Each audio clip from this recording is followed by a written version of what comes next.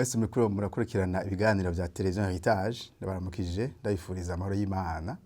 Nimica iganiro bira ivuga iki muri kumwe na Pasteur Cyril. Hanyuma tukaba tugeze muri ibi bitabo vya nyuma bisozera igitabo c'isezerano rya kera, aho tubona Bibiliya itubwira kuba vugishwa bato bato banditse ibitabo bigufi bigufi.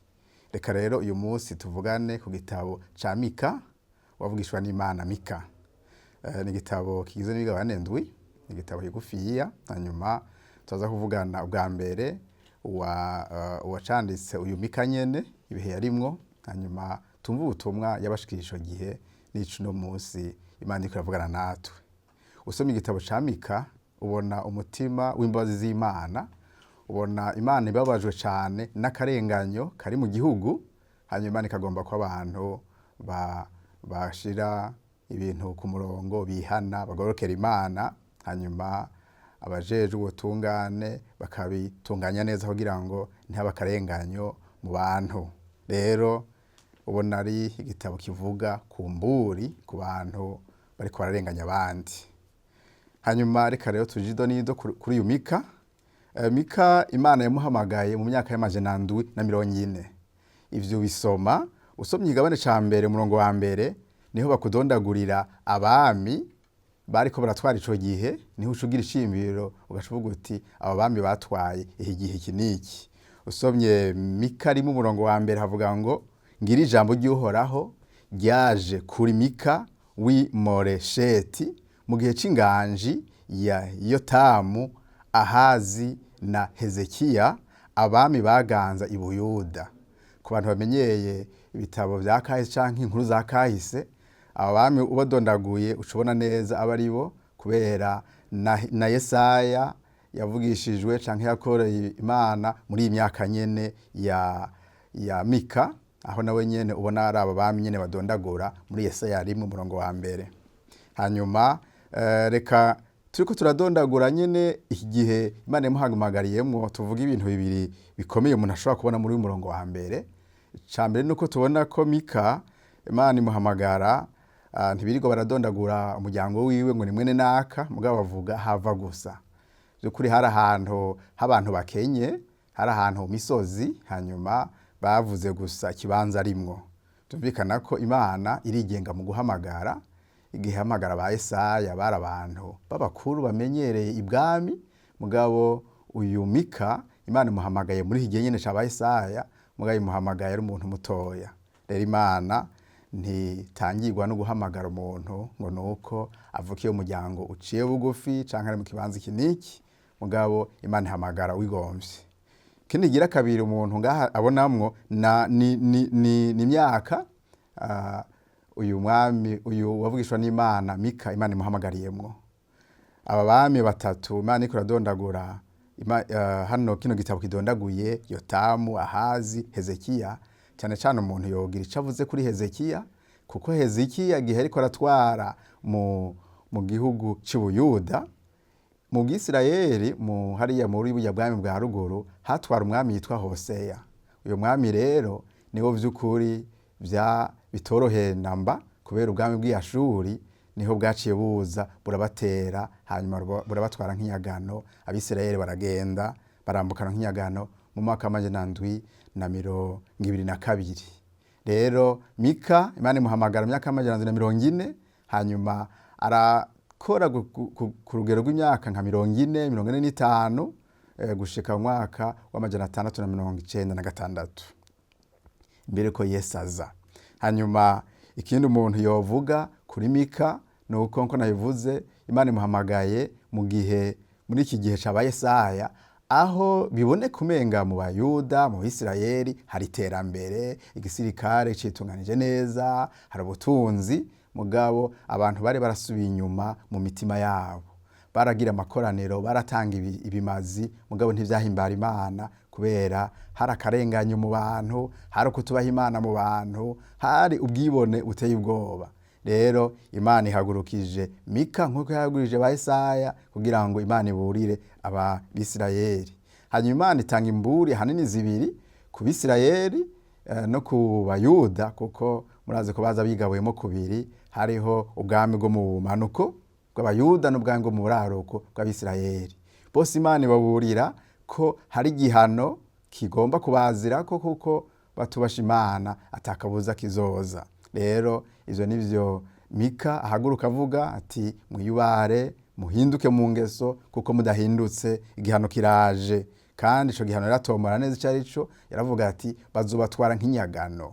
Usomye ibigabane vya mbere urabibona neza ko ari Imana iriko irabahamagarira kugira ngo biyubare bayubahe ntibazotwarwe nk'inyagano. Ico nico ca mbere nagomba gushikiriza igihe ariko Imana yamuhamagara cari ico. Hanyuma ahanini rero ubutumwa Imana iriko iramuhamagara n'ubuhe. By'ukuri Mika uriko urasoma Mika uratangara cane. Ego naje ndiko nagisomana navuze nti mbega hajya mu mashengero yacu ubutumwa Imana yabikanye Mika duhora tubutanga. Kubera ikintu kijanye n'umwitwarariko wo kugira ngo akarenganyo gahere mu bantu womengana igisata abantu bahebeye canke ishengero ryahebeye igisata c'ubutungane. Mugabo tubona Imana yitwarika ko abantu baba mu butungane. Tubona Imana yitwarika ko abantu baba mu atakarenganyo kari hagati yabo. Rero uyu ni wo mutwarariko Mika afise, ariko arabona akarenganyo gateye ubwoba. Hanyuma rero azanye ubutumwa ku bantu batandukanye. Naho ndababwire azanye ubutumwa ku bantu batoroshe kubwira. Azanye ubutumwa ku bakuru, azanye ubutumwa ku baherezi, azanye ubutumwa no kubavugishwa n'Imana. Naho nawe nyine aramuvugishwa n'Imana. Mbwa Imana iramuhagurukije imurikanye ubutumwa kuri iyo migwi itandukanye y'abarongozi batoroshe kubarira. Kenshi yaraho amashengero aguma mu maprograma yabo akibaza ngo ibijanye n'ikibano, ibijanye n'ubutungane, ibijanye n'akarenganyo ngivyo ntibaraba. Mugabo usomye muri Mika usanga vy'ukuri Imana irabifise ku mutima cane ko abantu Imana yaremye babaho mu butungane, babaho bubahana, babaho atakarenganyo kari hagati yabo.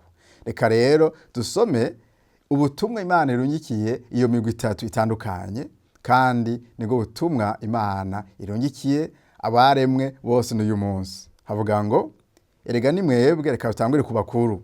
Erega ni mwebwe, erega ni mwumve ndabinginze, yemwe bakuru bo mu nzu ya Yakobo, namwe abaganza bo mu nzu ya Isirayeli, mwebwe mwanka imanza ziroranye mukagoramika ivyari bibereye vyose. Abakuru baho baca imanza kubw'igiturire, n'abaherezi baho bigisha kugira ngo baronke ingero, n'abavugishwa baho baragura kugira ngo baronke amahera. Imana itabare.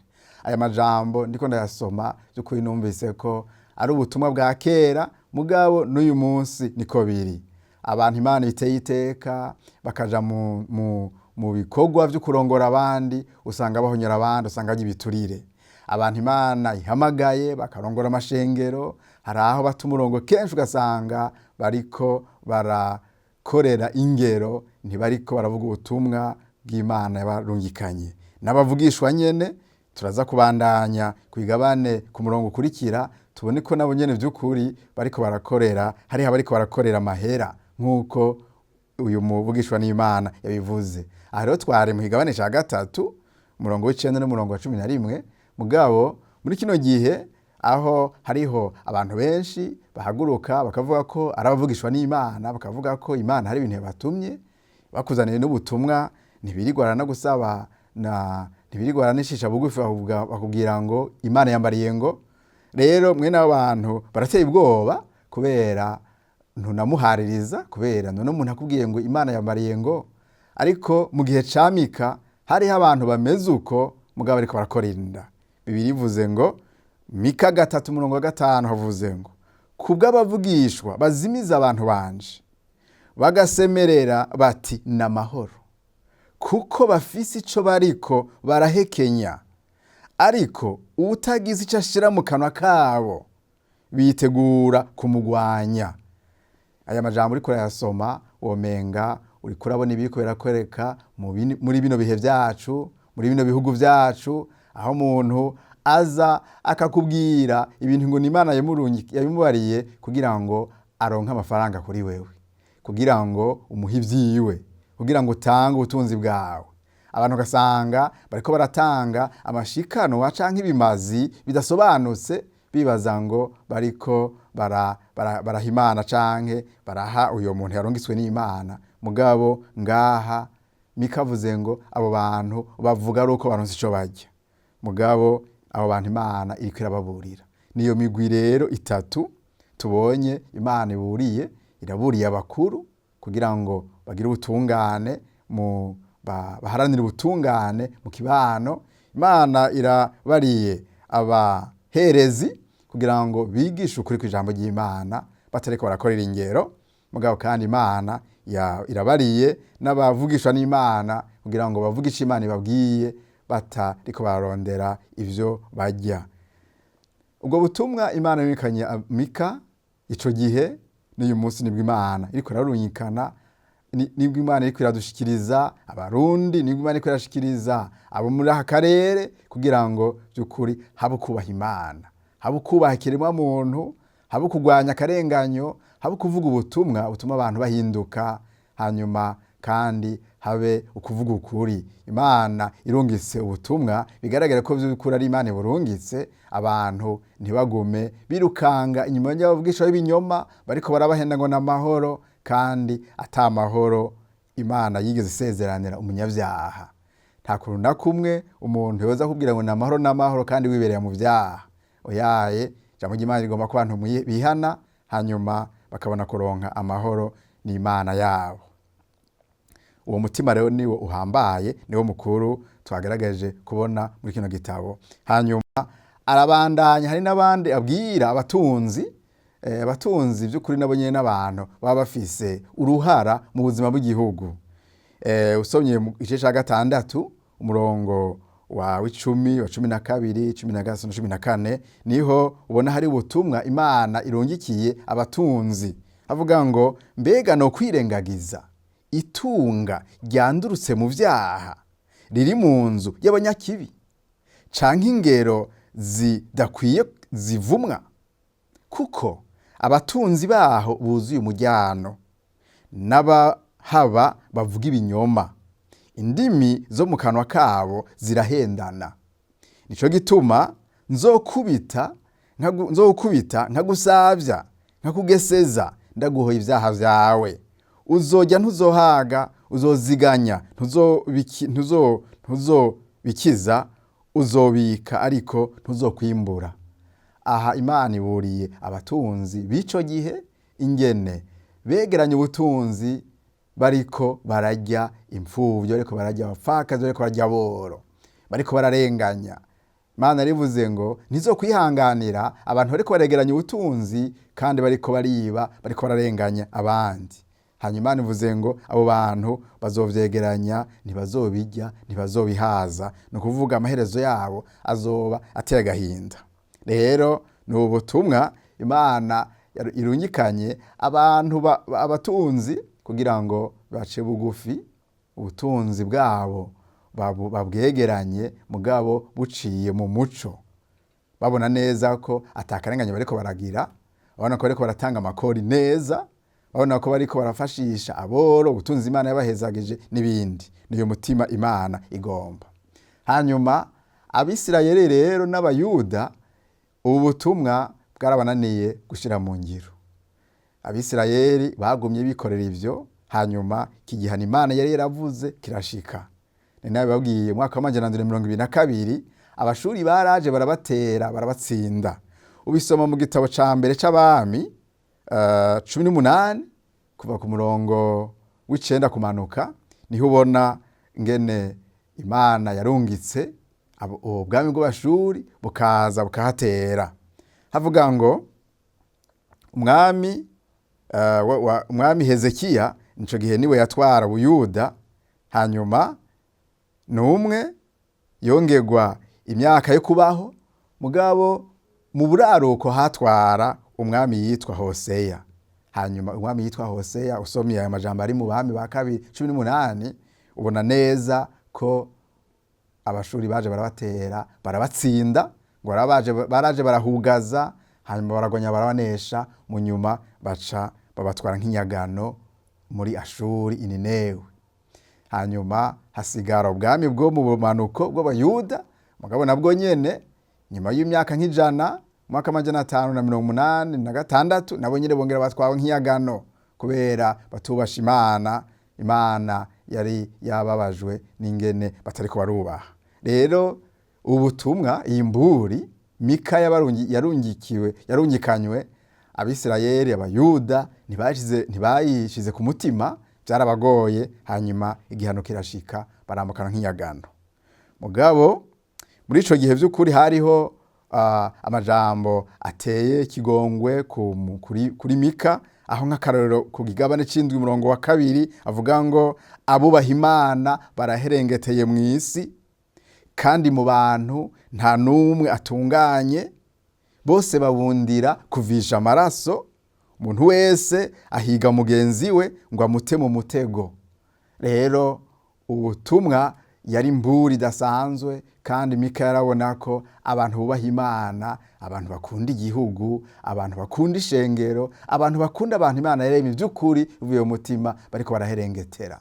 N'uyu munsi umuntu ariko arashobora kubibona ingene usanga abarongozi benshi bikunda, ingene usanga abarongozi benshi Imana yateye iteka mu bibanza bitandukanye, by'ukuri ata utungane bariko baraharanira mu bantu Imana yabajeje. Rero ubutumwa buracari bwa bundi, Imana ntihinduka, iragomba ko abantu Imana ihaye ubutunzi, abantu Imana ihaye uburongozi, by'ukuri babukora batinya Imana, bubaha Imana, kuko nta kabuza igihano kiraza giciye canke ahandi.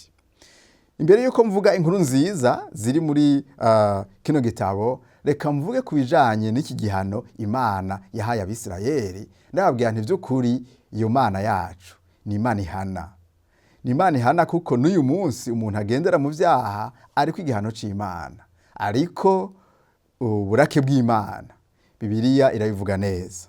Mugabo inkuru nziza nuko Imana yarungitse Yesu Kristo mw'isi agahanwa kubw'ivyaha vyacu, kugira ngo abamwizeye bashobore gukira igihano c'Imana.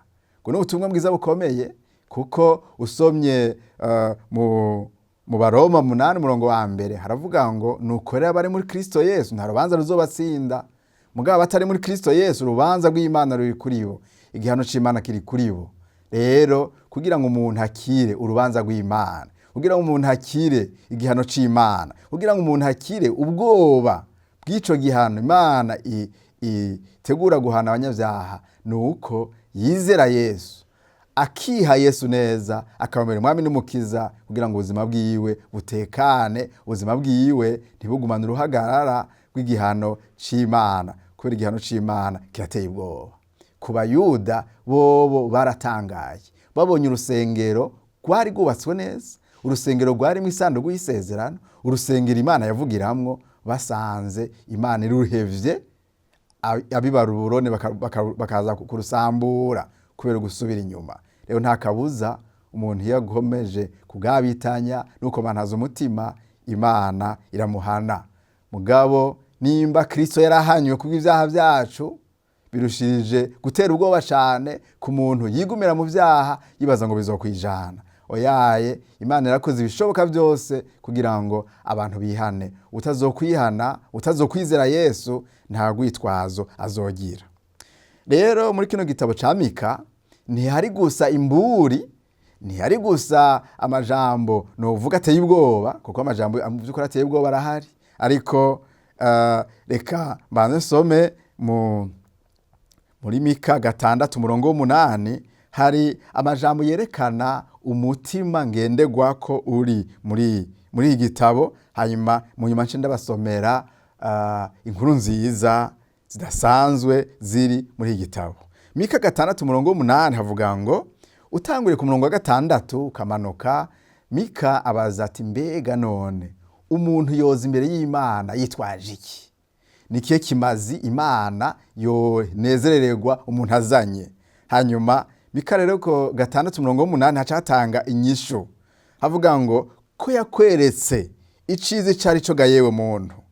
Mbega hari ikindi Imana ikugombako, hari ikindi uhora kugombako atari ugukora ibitunganye no gukunda kugira imbabazi no kugendana n'Imana yawe wicishije bugufi?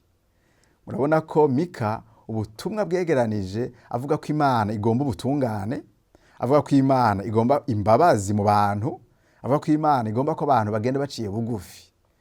Ibi ni ibintu bikomeye cyane. Iki ni icegeranyo cy'ubutumwa bwiza. Umuntu iyo yahuye n'agakiza agahura na Yesu neza, by'ukuri araba umuntu atunganye, araba umuntu w'umunyembabazi, mugabo kandi aba umuntu aciye bugufi.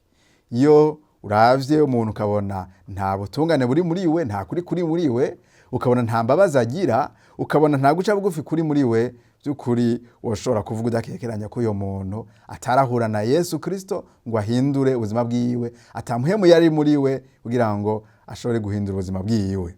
Rero Mika 6:8 niho ubona hari umutima w'iki gitabo cose, aho Imana iriko iragomba ko abantu bazana ubutungane, abantu bagendana imbabazi, abantu bagendana kujija bugufi. Rero reka turabe umutima w'Imana muri kino gitabo, ko atari imburi gusa, mugabo ko harimo n'inkuru nziza.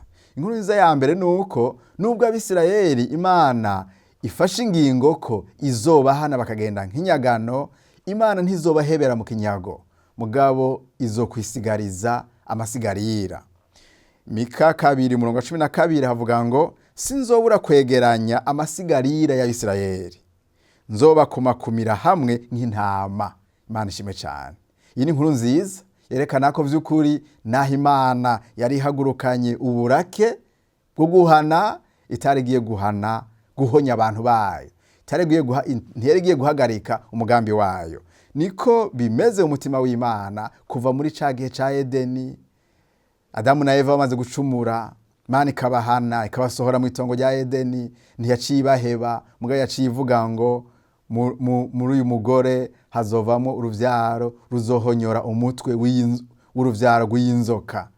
Aho bwari ubutumwa bwiza bwerekana ko Imana idahevye umugambi wayo, mugabo kwizozana umukiza akanesha Satani. Hanyuma no mu gihe Abisirayeli baza barasubira inyuma, Imana yaguma yisigariza amasigarira. N'ubu rero turayibonye muri Mika 2:12 ko Imana izosubira ikegeranya abantu bayo.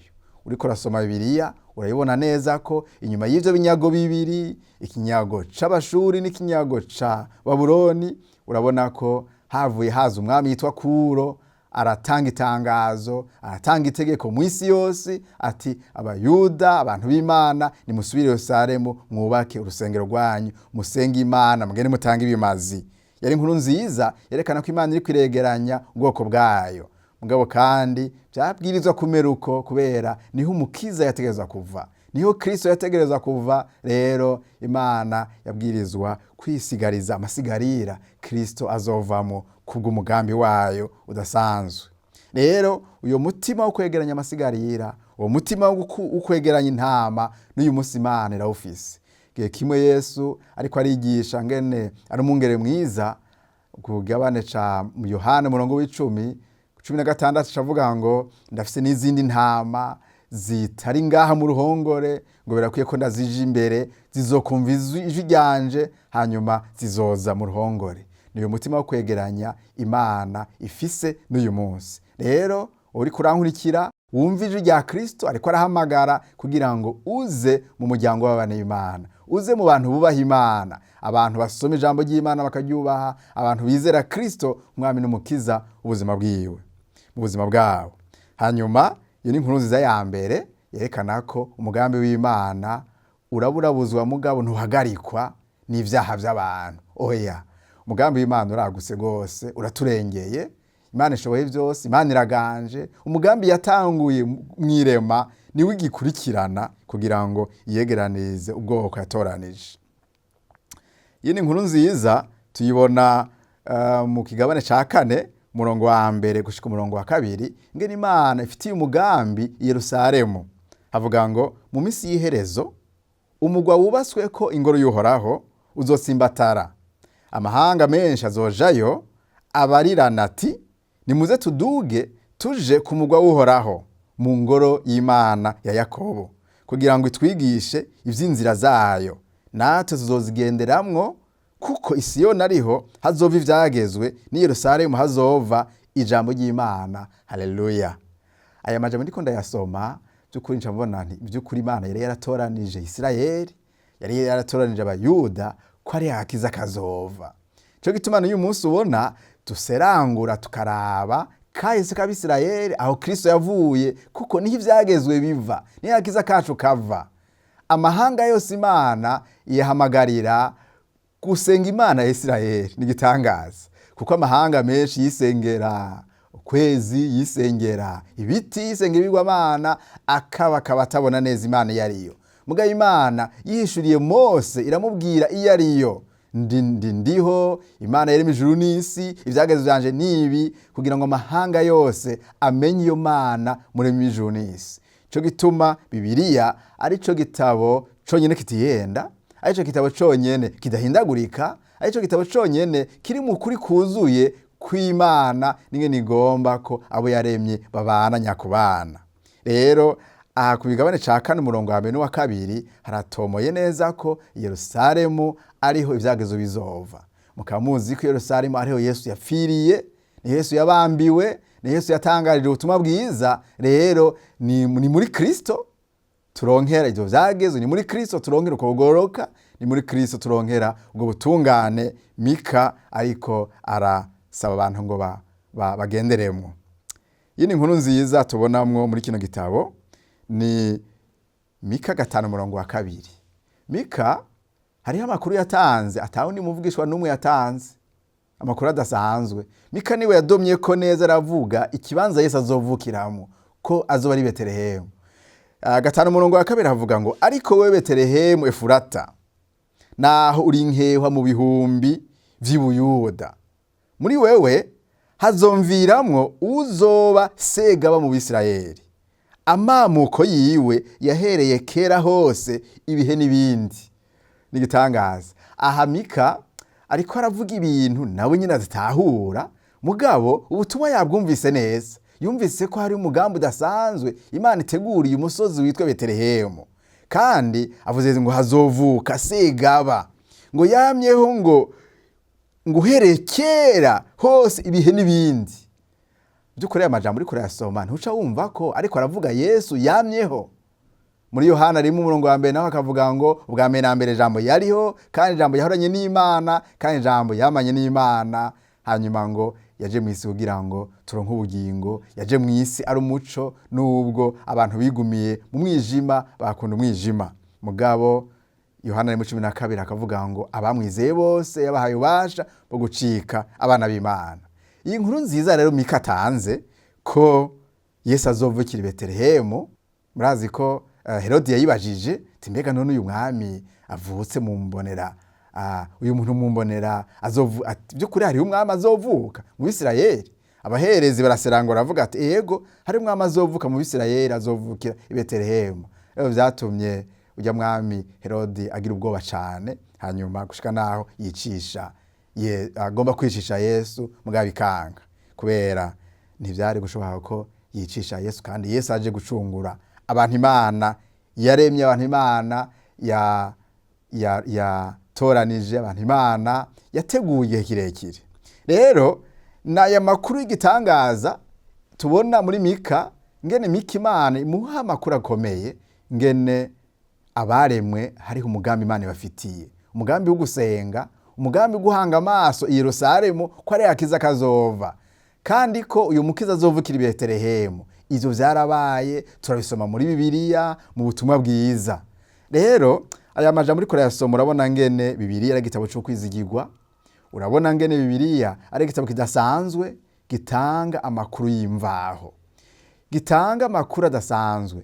Ndiko natangura ikiganiro narababwiye ko iyi gitabo ca Bibiliya kigizwe n'ibitabo vyinshi canditse mu myaka irenga 1000, mugabo umuvugishwa wese, wandika wese yaratanga ubutumwa bwiwe akabushikiriza mu muzingo w'igitabo, agaca yigira. Mugabo ingene vyegeranijwe ugasanga ni inkuru imwe ikwiye, inkuru ijanye n'umugambi kuducungura, gucungurwa kw'abantu, nigitangaza. Rero nagomba gusozera ikiganiro cacu vuga nti, vy'ukuri Bibiliya iratubwira iki? Bibiliya iraduhamagarira kubaha Imana, Bibiliya iraduhamagarira kugendera mu butungane, kugendana imbabazi, no kugendana kwihisha bugufi. Ivyo umuntu niyo vyishoboza adahamagaye Yesu ngaho mwami n'umukiza ubuzima bwiwe.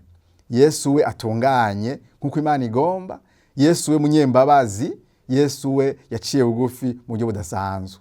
Rero mu nkomezi z'umuntu ntavyo yoshobora, mugabo Kristo arabidushoboza.